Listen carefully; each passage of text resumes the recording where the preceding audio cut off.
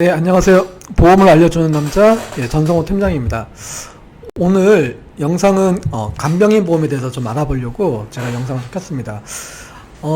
간병인 보험에 대해서 관심들이 많으신 것 같아요. 일단은 자녀를 둔 부모님께서 일단 연세가 드신 분들, 곧 이제 은퇴하실 분들, 혹은 직장을 다니시는데 직장을 그만둘 수도 있다는 그런 두려움을 가지고 계시는 분들이 이제 간병인 보험을 좀 알아보시는 분들이 많으세요. 첫 번째는 자녀분들한테 일단은 부담을 좀 주기 싫어서 내가 경제력이 있을 때 미리 보험을 좀 가입해 두자 라고 생각하시는 분들이 좀 다수이고요.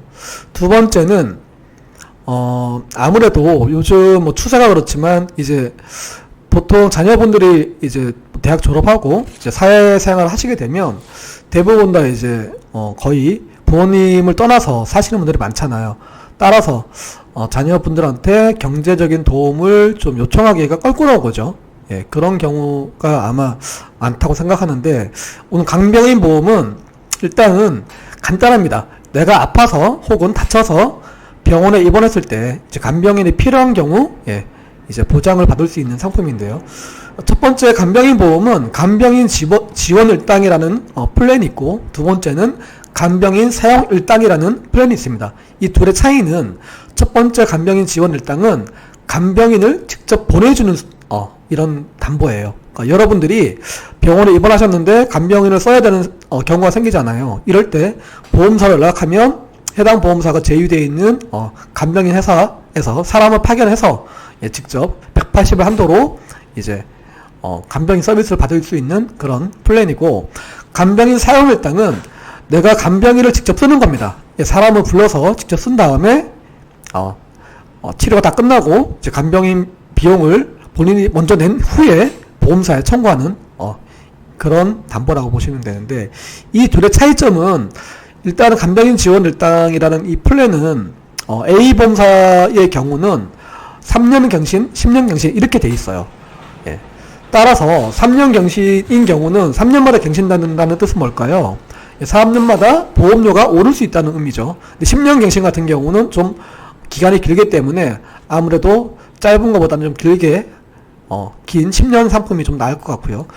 하지만 이 간병인 같은 경우도 예를 들어서 현재가 아니라 향후 10년이나 20년 이후에 내가 만약에 병원에 입원해서 간병인을 써야 될 상황이 왔다.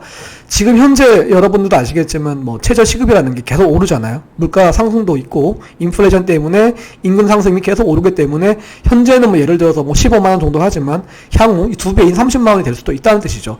따라서 이거 같은 경우는 간병인 지원 일당은 현재 15만원이든 미래에 30만원 하든 상관없이 보험사에서 간병인을 직접 보내주기 때문에 여러분들이 내야 될 본인 부담금이 없다라는 거. 두 번째는 병원이나 요양 상관없이 간병인 서비스를 받을 수 있다는 거. 자, 이게 장점이고, 단점은 말씀드린 것처럼 3년, 10년 갱신형으로 되어 있기 때문에 10년 후에 보험료가 오를 수 있다라는 단점도 가지고 있습니다. 간병인 사용 일당은 쉽게 말해서 여러분들이 간병인을 먼저 쓴 다음에 보험사 청구하는 거라고 제가 서두에 말씀드렸잖아요. 예를 들어 B보험사 같은 경우는 비갱신형이나 무해장급형, 체증형으로 가입이 가능하지만 제외한 일반 병원에서 예를 들어서 15만원 보장을 한다, 10만원 보장한다, 12만원 보장한다, 이렇게 정액제로 되어 있습니다. 따라서 여러분들이 간병인을 만약에 20만원 정도 되는 비용을 일일당 20만원인데 간병인을 썼다고 쳐요. 하지만 가입되는 금액이 15만원이라 그러면 딱 15만원만 보장이 되는 거죠. 나머지 차액금은 본인이 결국은 손해를 볼 수밖에 없는 그렇게 되어 있는 상품이라고 보시면 돼요. 하지만 간병인 사용 일당 이 상품의 장점이라고 치면 간병인 지원 일당과 다르게 비갱신형, 즉 여러분들이 20년나 100세 만기라 그러면 20년 동안 내고 100세까지 보장을 받을 수 있지만 보험료가 오르지 않는다 라는 장점을 가지고 있습니다. 여기에 체증형이라는 게 있는데, 이 체증형이라는 건 뭐냐면 물가 상승률을 반영을 하는 거예요. 예를 들어서 5년마다 내가 가입되어 있는 담보의 10%씩을 체증시켜 준다. 예를 들어서 여러분들이 만약에 간병인 지원 일당이 10만원이라 그러면 5년 이후에는 10%인 11만원을 보장받을 수 있는 뜻이고, 또 다시 5년이 지나게 되면 11만원에 10%인 또 그 해당 금액만큼 12만 1,000원 되겠죠. 해당만큼 보장을 받을 수 있다는 뜻이기 때문에 이 체증형으로 준비하시는 게 여러분들한테는 좀 더 유리하시다고 보실 수 있습니다. 자, 그리고 이 결론을 좀 말씀을 드릴게요.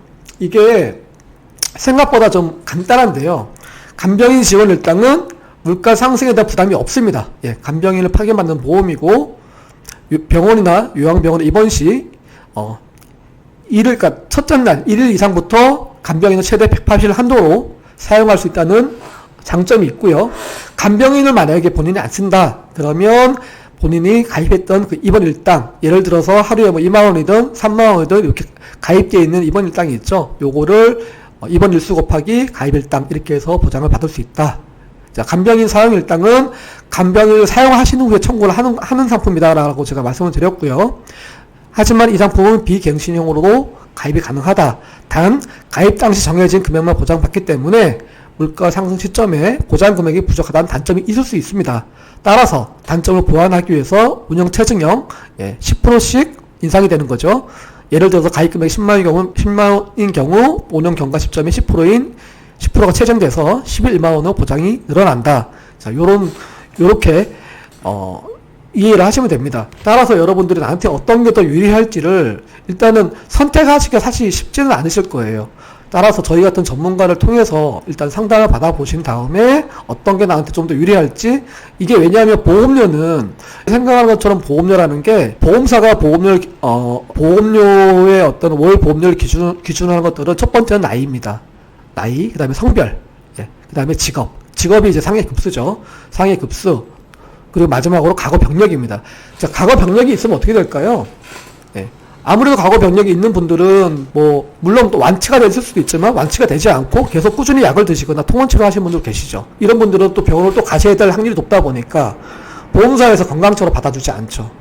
유병자 플랜이라는 자체는 어쨌든 보험료가 좀 더 높은 상품이에요. 원래는 가입이 안 되지만 당신이 보험료를 좀 더 내면 내가 이렇게 보장을 해줄게, 뭐 이런 상품이 유병자 플랜이기 때문에 여러분들이 좀 더 보험을 가입하실 때는 아무래도 나이가 좀 어릴 때, 경제적인 능력이 되실 때, 요럴 때 가입하시는 게 좋아요. 20년 납 이렇게 생각하시니까 좀 길어 보이지만 15년 납, 뭐 10년 납 이런 상품도 있을 수 있어요, 여러분들. 물론 납입 기간 중에 여러분들이 병원에 입원하실 수도 있는 거기 때문에 여러분들께서 너무 이 보험료 때문에 내가 너무 이제 나이가 먹었는데 보험료가 너무 비싼 거 아니야 라고 생각하지 마시고요. 생각보다 이 상품이 보험료가 그렇게 비싸지는 않으세요. 여러분들이 생각하시는 것보다. 특히 갱신형 같은 경우는 보험료가 생각보다 비싸지는 않습니다. 따라서 40대, 50대, 뭐 30대인 분들도 가입을 하시지만 주 연령층은 40대, 50대 분들이 많이 가입하시는 건 사실입니다. 물론 가입 연령은 70세까지 가입하실 수 있으세요. 하지만 70세쯤 되시면 병원에 갈 확률이 더 높아지기 때문에 보험사도 어떻게 하신다? 보험료를 좀 더 올려받는다 라고 생각을 하시면 됩니다. 자, 일단은 보험 가입하시기 전에 고지사항이라는 게 있어요. 고지사항이라는 게 있는데 여러분들이 과거 병력이 있다고 해서 나는 보험 가입 안 되는 거 아니야 라고 생각하지 마시고요. 최근에 나온 상품 중에서 이 최근 1년 이내 입원 또는 수술을 받은 적이 없다거나 또는 최근 3개월 이내 입원 수술 추가 검사를 받아본 적이 없는 경우, 이 두 가지 해당 사항이 없다면 가입이 가능합니다. 물론 간병인 보험입니다. 간병인 보험에 한해서 가입이 가능하기 때문에 너무 크게 염려하지 않으셔도 된다. 이렇게 해서 제가 오늘 간병인 보험에 대해서 설명을 좀 드렸고요.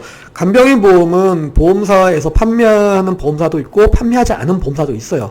따라서 여러분들이 내가 직접 한번 알아봐야지 라고 생각하시는 분들은 일단은 제가 서두에 말씀드린 것처럼 저 같은 전문가한테 좀 맡겨두시는 게 좋습니다. 일단 견적을 받아보신 다음에 내가 내야 될 보험료가 얼마고 보장기간이 얼마고, 만약 갱신형이라 그러면 10년 후에 내가 갱신됐을 때 얼마 정도의 갱신 보험료를 더 내야 되는지, 이런 것들이 어떻게 보면 가입 예시에 다 나와 있거든요. 이런 걸 확인하신 후에 최종적으로 가입을 할지 말지를 결정을 하시면 됩니다. 자, 오늘 영상은 여기까지 하겠습니다. 이상 보험을 알려주는 전성호 팀장이었습니다. 감사합니다. 본 광고는 광고 심의 기준을 준수하였으며 유효기간은 심의일로부터 1년입니다.